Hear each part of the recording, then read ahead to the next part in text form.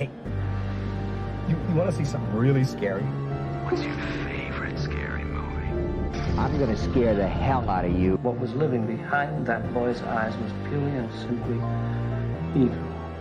They're coming to get you, Barbara. When there's no more room in hell, the dead will walk here. What's blood for, if not for shedding? Welcome to Fright Night. Welcome back to Jump Scare. I'm Betty. And I'm Chad. This week, we're covering 1998's The Faculty. No more pencils, no more books, no more teachers' dirty looks. The students at Harrington High have always suspected their teachers were from another planet. Is this gonna be on the test? This is the test. This time, they're right.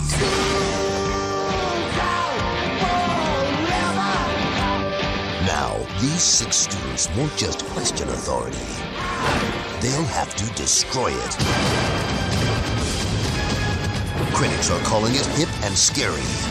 A thrilling ride from beginning to end. The Faculty. Please report to the principal's office. Continuing my birthday month, we are going into the 90s to one of 25 years ago. Wow. To one of my favorite 90s films, The Faculty. It has all-star cast, starting with the kids alone. Like, you've seen these kids in so many 90s movies, and then obviously their careers obviously continued for the most part. You know, you have Josh Hartnett. Come on. Yeah, he's been in a few things. He's been in some things. Elijah Wood. Yeah, he went right from the little budget into the big budget, didn't he? Yes, he did. And I mean, he's making movies like horror films. He's his company. Like, he's out there doing things. So much respect and love. Clea Duvall. I'm like obsessed with her. Jordana Brewster, Sean Hatzie, and Laura Harris, who played the Maribeth character, the new girl from Atlanta. And the adults in this are pretty impressive too. You got Robert Patrick as the coach. There's good casting because he does seem like every asshole coach you ever had in your life. You got Jon Stewart. This was when he was just starting to be a thing, as Professor Edward Furlong. I mean, come on. That's not even subtle.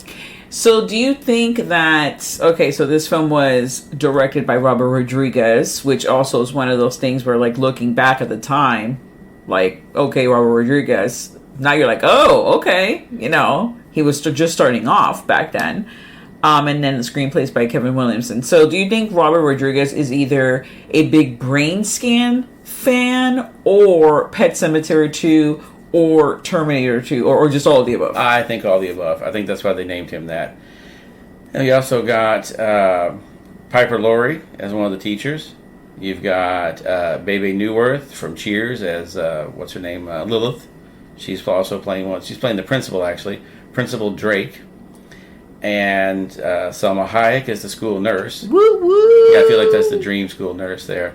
Salma Hayek, fuck yeah, she is. I'm like obsessed. She's incredible. Like, an incredible person, obviously, and then incredibly beautiful. To this day, still beautiful. And then you have Famke Janssen as another one of the teachers. She was coming off of this. This was pretty quick after GoldenEye. This was only a couple of years after GoldenEye, so she was still riding high on her role from that. And you've got Daniel Von Bargen as another one of the teachers. He's one of those character actors that you see him in everything. Like, you look up him, he's in everything from RoboCop to Super Troopers, The Postman. The man's in everything. And, you know, in Law and Order alone, I think he's been in like 40 episodes, just brand new. And he plays a different character every time, I swear.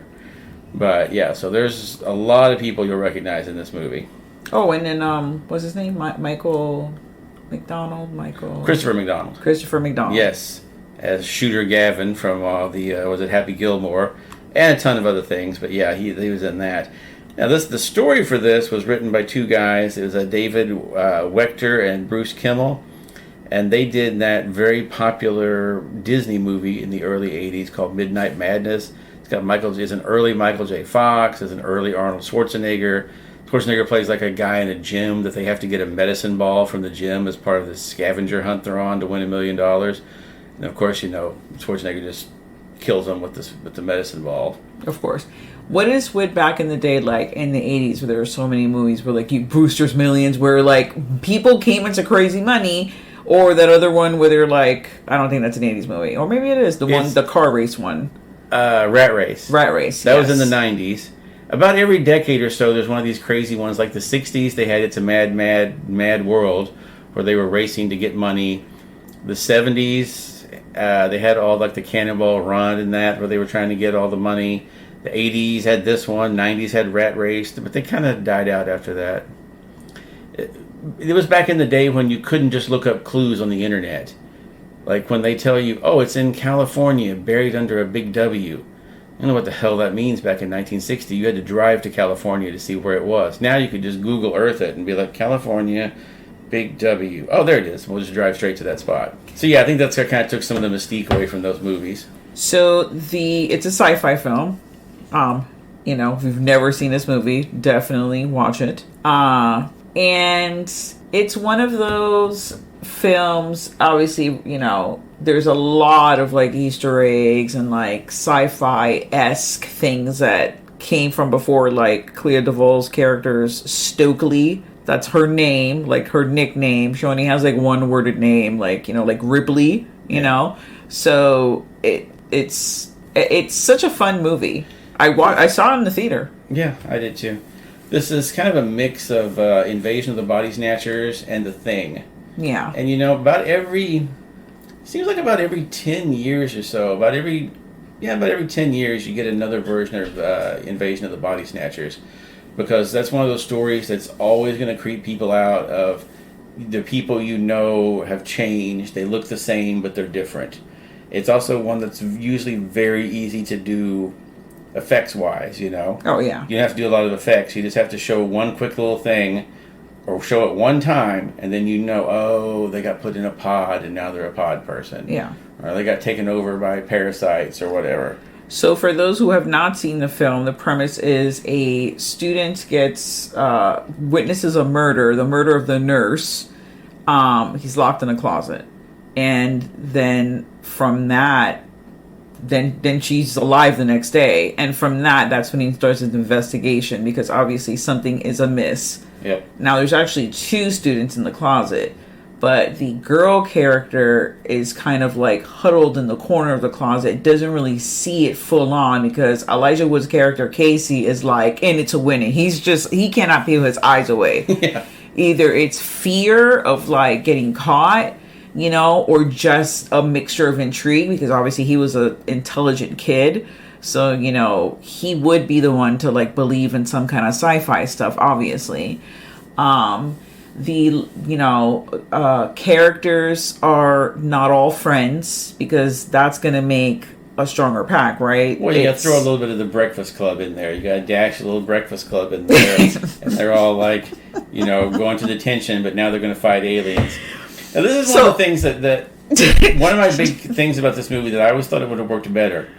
At the beginning of it, we see that, like, something's going on with the teachers. They show us, the people in the movie don't know yet, but we see there's something crazy going on with the people already, and we know that, like, you see them at the beginning, they track down and murder the principal.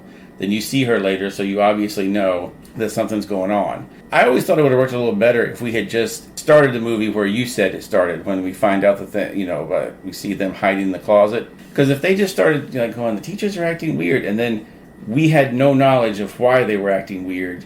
You just took it for his point of view that, like, okay, they're being a little weird, but does that necessarily mean there's anything wrong with them? Maybe they're just being weird. It would have been a little more of a surprise when they murdered the nurse and started, doing the crazy shit. It would have been a little bit more shocking.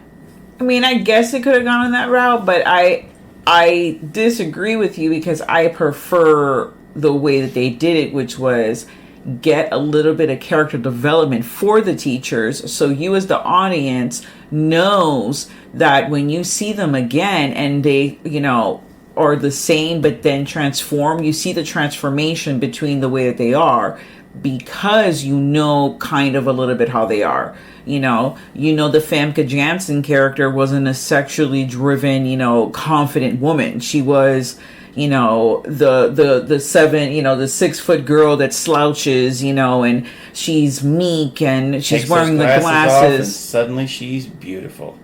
I can't. Like happens with all women. And you have to get the skirt that's up inches. Yeah, it went from her knees up to like her mid-thigh. Or you just slit the skirt. That's all you do. Or you just slit the skirt. You just take a pair of scissors and cut it up the side, take the glasses off, take your hair down, and you go from a 4 to a 10 instantly. The teacher, the coach, he was already obviously intense. So what do you have to do to him? You have to make him the same, intense, but not like mad weird.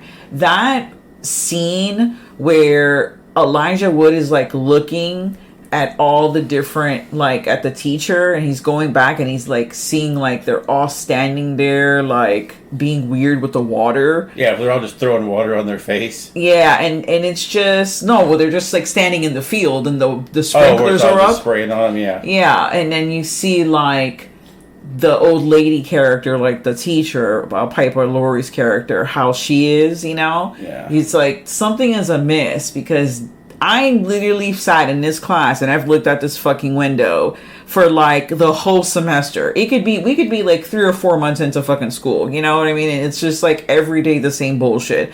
And today is different. And that's kind of sus. Like, I don't know. So I don't know. I guess it could have worked that way too. You could have just started the movie. But I do, you know me, I love me some character development. Yeah, I just like a little bit of surprise. I think it would have been better if they kind of just sprung it on you. You didn't really know what was coming.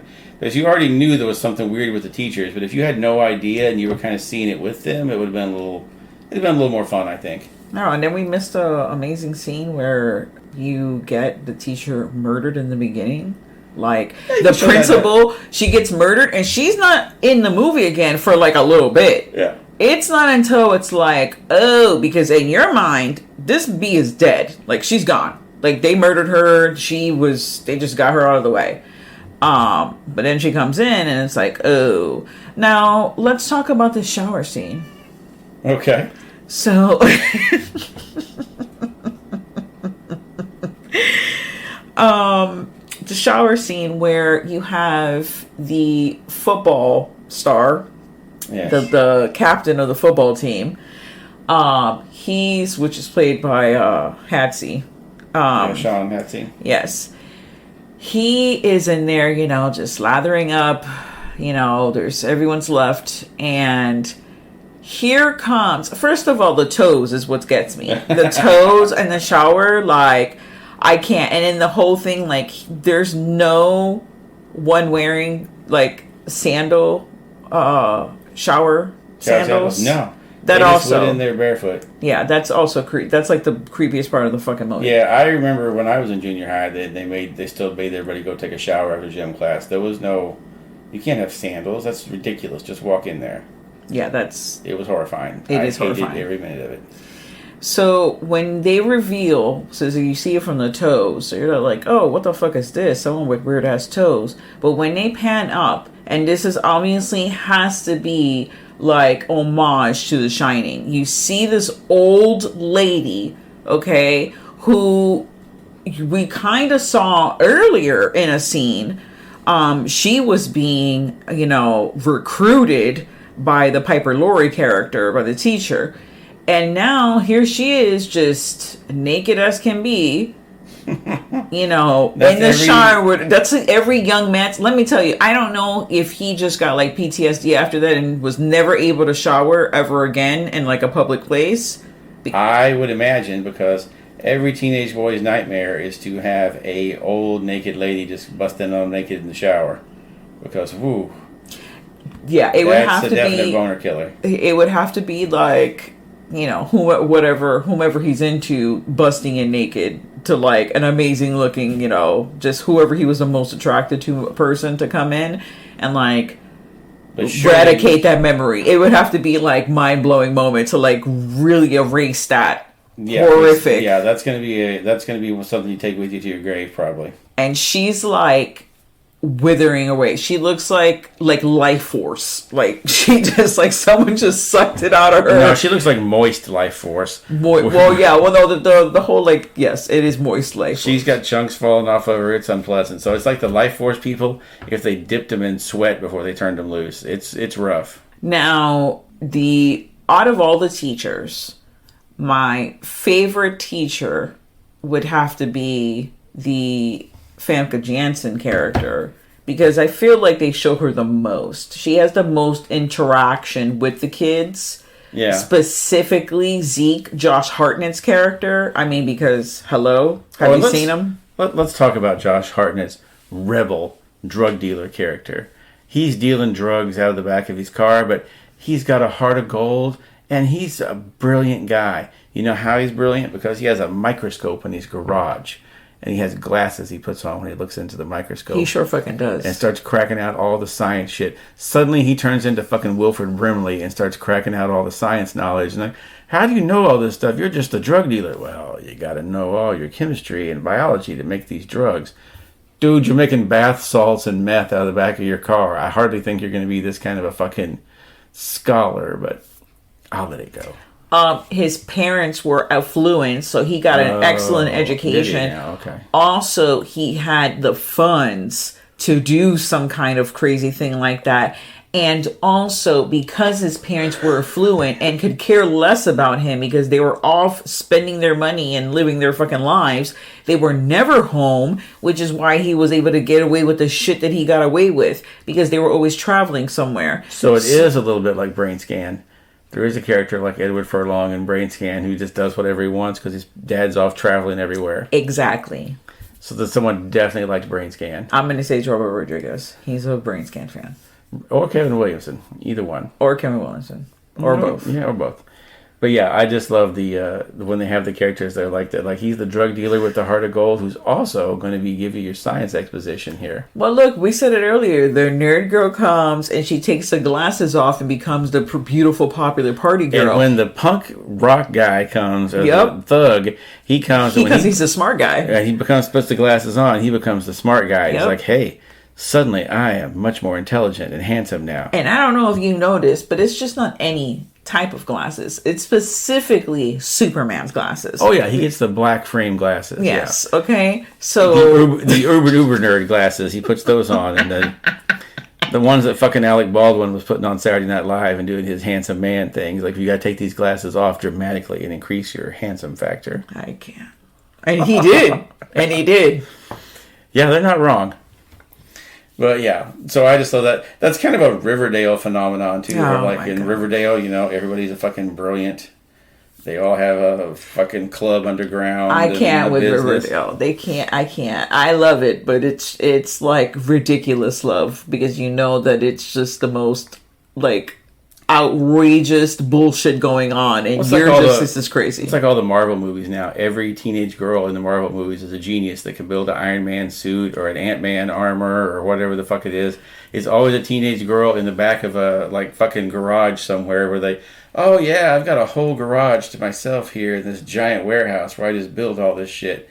Yeah, like all the teenage girls do. You know what? I'm going to have to throw down right now in front of you and say, how dare you, sir? How dare you? Okay, it's only been the teenage boy or the guy or the nerd guy to fucking be the one to save the day. Let the bitches save the day now, okay? I'm not saying they can't save the day. You relax. Now the teenage girls are taking over. They're the ones that are doing the thing. This is the time where it's our time now. It's our time. Sit down. Sit down. No, sorry, I didn't realize you were a teenage girl. You know what? We're going to leave it right there. We're going to leave that right there. Anyways, they have, of course, you know, and you can literally go through this movie. If you're a sci-fi fan or a horror fan and you've seen, you know, these sci-fi horror films, you can pinpoint all like the different things. There's a thing scene where they all have to prove everyone's suspicious of one another and there's paranoias running amok and they think that one of them, or more than one, is an alien. So they all have to prove that they're not, by taking some of the drugs that Josh Hartnett makes. That have caffeine in them. So because the caffeine will dry out the aliens. Let me tell you, these people must be kept moist at all times. We're gonna pause the podcast right now, specifically discussing. We're gonna focus in on Josh Hartnett's character because you brought a very good point. But even if you think about, okay, so you're like, oh, he sold the drugs, guys. If you've never seen the movie, okay. This freaking incredibly smart person, okay, this genius of a fucking teenager, has put the drugs, which is like dust. It looks like fucking salt. Which it more than likely it was salt. He put it in those big pins. Yeah, the very cheap big pins that are clear on the back of them. That way you can just carry it around and then snort it at your leisure. And it is just and not only that, Josh Hartnett in the film, there's the 90s where at some time in the 90s, obviously specifically this time and after, it was the guy that would wear, and girls, they would wear the t-shirt, but under the t-shirt, they wore the long sleeve baggy shirt. Oh, yeah. So just one shirt wasn't enough, So and then he's wearing the big like Junko pants, like the fucking crazy ass pants. Actually, no, let me retract. His pants were actually not Junko pants because they weren't that wide. But he's on the baggy wear, which is easy to conceal your fucking drugs. You'd see a kid take out a pen. You're not thinking those are drugs. It's a fucking pen he's writing with, So even the bagginess of like the sleeve over his hand while he's holding it. I mean, I can't with it. Okay, I'm done with the Josh Hartnett thing. Okay. I'm done. I just wanted to throw in how amazing not only was the character, the clothing that went with the character, which made the character, which concealed the drugs. There was a lot of thought that went into that whole process. So the drugs. So they do, and they all snort the substance. Someone, just like in the thing, someone freaks out and starts going a little crazy when they get that in there. So, that's exactly who the creature is at that point, you think.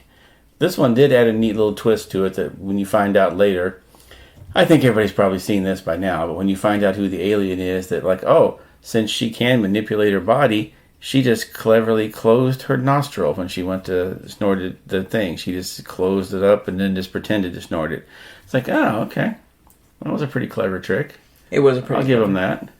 And I do like the scene later where the alien comes in, when you finally find out who it is, and she kind of just sheds her clothes and then just jumps into the water and turns into the creature.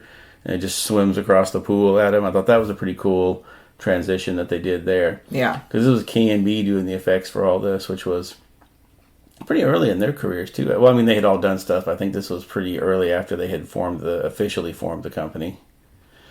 So, yeah, the effects in this, of course, are mostly practical. There's a few digital things, but they still look good. They still look pretty good because they didn't go too overboard with it. Yeah. The few things that look a little wonky, you can be like, well, it was 25 years ago, so I'll give them a little bit of a break. For me, very slight. Probably the organism that they capture. Yeah, when it's floating around inside the one fish tank on there, that's like, that's very, very digital there. Yeah. But like I said, it is 25 years ago, so I'm willing to forgive. And we don't need to remake this movie, okay, with the cast of Riverdale. We don't need to do that. This movie could just stay the way that it is. Oh, no, the cast of Riverdale is already too old for this. I can't. They'd have to be the teachers now.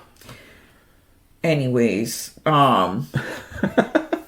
there's plenty of 30-year-olds that are playing teenagers right now. 15-year-olds. Yeah. So... please don't do it. Just don't remake the movie. Okay, I was waiting. I thought you were going to say something else. In the end,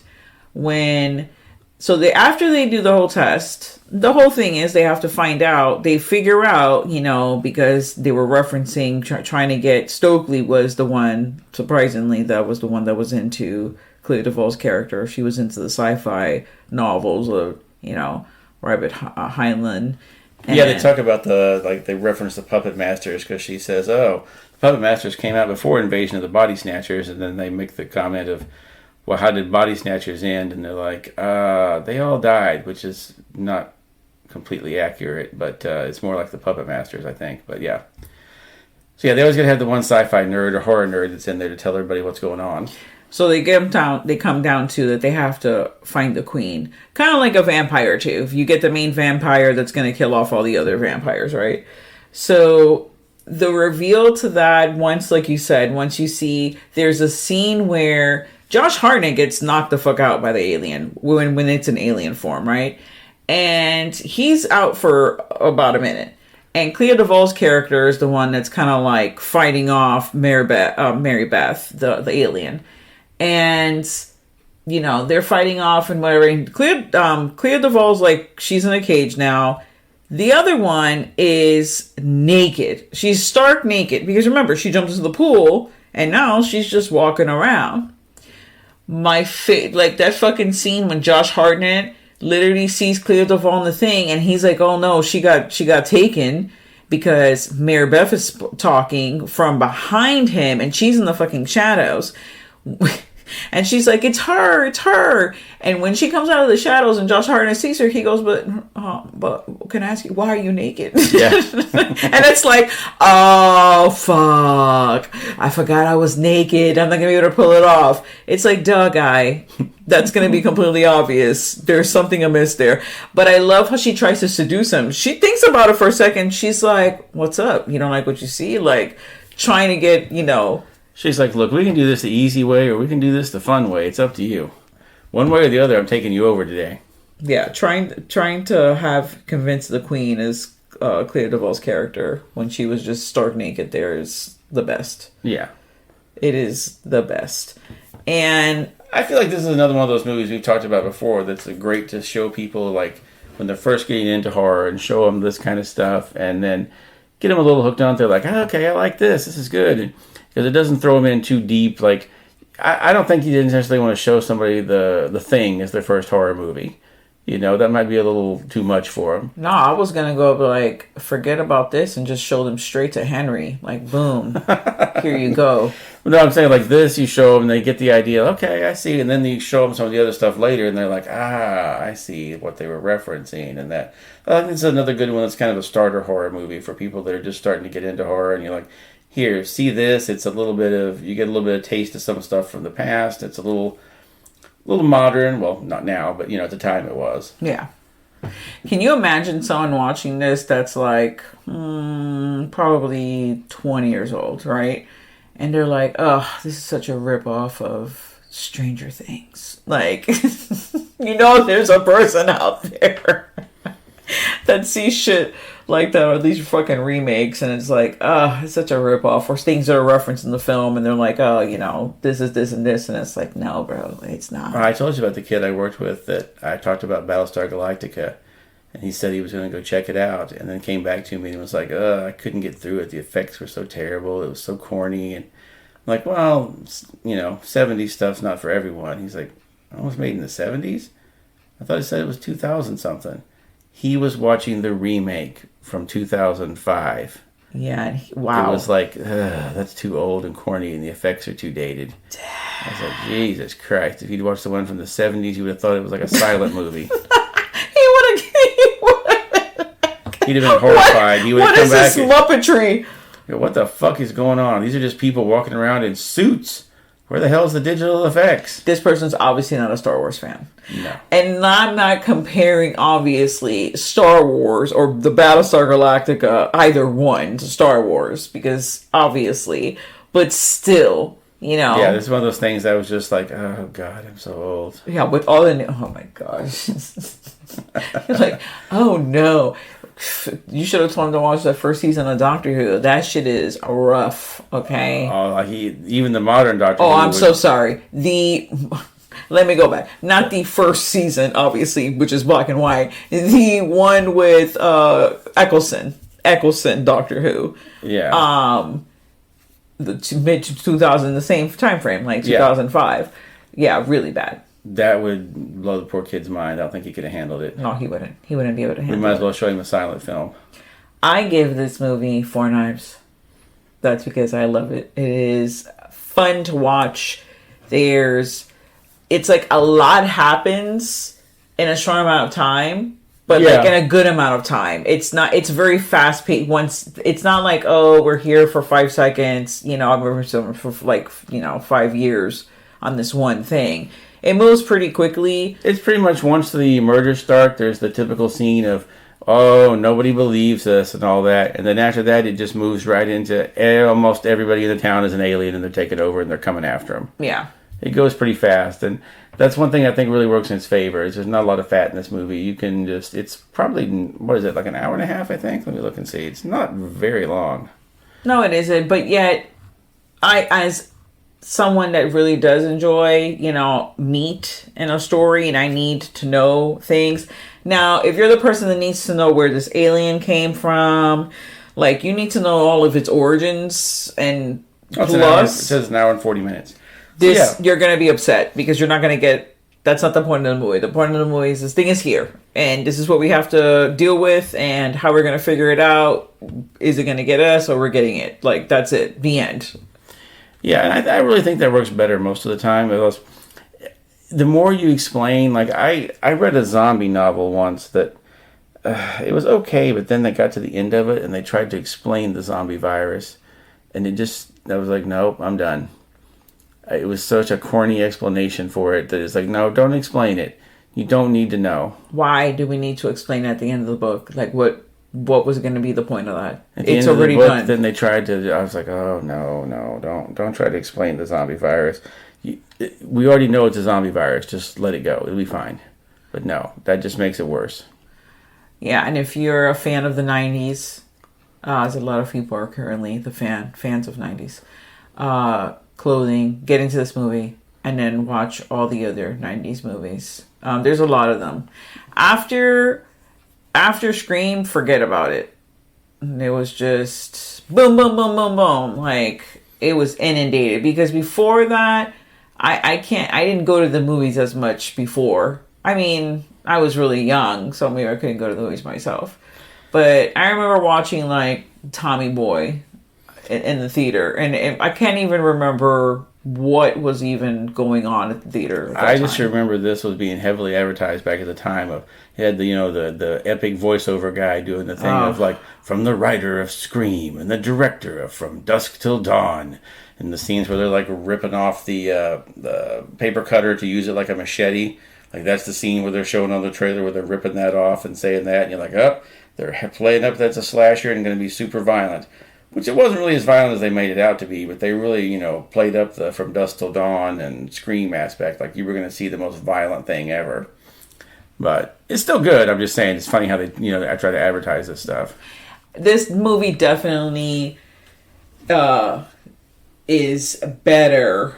It's on the top tier of 90s movies of its same genre. Because there are other movies, a lot of other movies that I'm not going to name, but that are just not as good. There's one in particular that I'm really thinking about, and I love that movie too, but it's corny as fuck. It's so corny. There's corny things that happen in it, but I love the premise, and I love the people. Should I just say what the movie is? Yes. It's Disturbing Behavior. Oh, yeah. Yeah. Yeah, that movie is pretty blatantly just the Stepford Wives. Yeah, which also has well-known cast. Yeah. Obviously. It was like the 90s horror and like sci-fi was definitely like the 80s with like John Hughes. You had like your own, Brat Pack, so to speak. After Scream, it was like, let's get actors that are in, let's get young actors that are in, nighttime soap opera kind of things. Or teen dramas, and let's throw them in the horror movies, and let's see if it'll stick. And I don't blame them. Hey, it worked once, see if it'll work again. And all these movies made money, so even Disturbing Behavior, didn't do great. It still made money. It did make money, and like I said, I really enjoyed watching that film. I mean, I own the film. It's cheesy, but it's fun. It is cheesy. Like I said, it's just the Stepford kids is all it is. Yeah. And that premise can be, they've done that. They've done the Stepford husbands. They even did a Stepford Children one, so they they know that's a premise that can be used over and over again. It's always going to be pretty entertaining if you do it right. Yeah, because it's a universal, fear that someone's just going to replace you with a robot that acts better. Yeah, so that's... So I'm going to give this one a 3.5 knifer. I like it fine. Okay. And when was the last time you had seen the film? Oh, God, it's probably been... Since it came out in the theaters, I haven't seen it really since. Holy shit. Yeah, I saw it in the theaters, and that was really about the last time I got a chance to watch it. Until we sat down and watched it the other day. But it was fun. I still enjoyed it. Yeah, I want to say for me, it's probably been between 7 to 10 years. It's been some time, but not as long, because I own it. So, it's one of those movies like... In my personal collection, when I am looking at a film, when I'm looking through it, if I can remember every single thing that happens in the movie, I tend to not go to watch the movie because I've memorized it. I've watched it so many times that I'm like, okay, I'm just going to move on to something else that I own that I don't remember as much because I haven't seen it as much. Let me give that a chance. So this is definitely one of those. There were some things I had totally forgotten when I was watching. I was like, oh yeah. But all right, well, this concludes my birthday month, and next month is someone else's birthday. They'll be celebrating their birthday. I'm still trying to decide which ones I want to do for mine. Yeah, so we'll see what the choices are. I went wacky way. I went from the beginning of the 90s to the more or less to the kind of end of the 90s. Yeah. So I'm totally different. And not really, they were both kind of beginning horror. Like sci-fi horror for one, and the other one just kind of like horror-esque films. So thank you so much for joining us on another episode of Jump Scare the Horror Podcast. Stay tuned to the horror. And now, folks, it's time to say goodnight. We sincerely appreciate your patronage and hope we've succeeded in bringing you an enjoyable evening of entertainment. Please drive home carefully and come back again soon. Good night.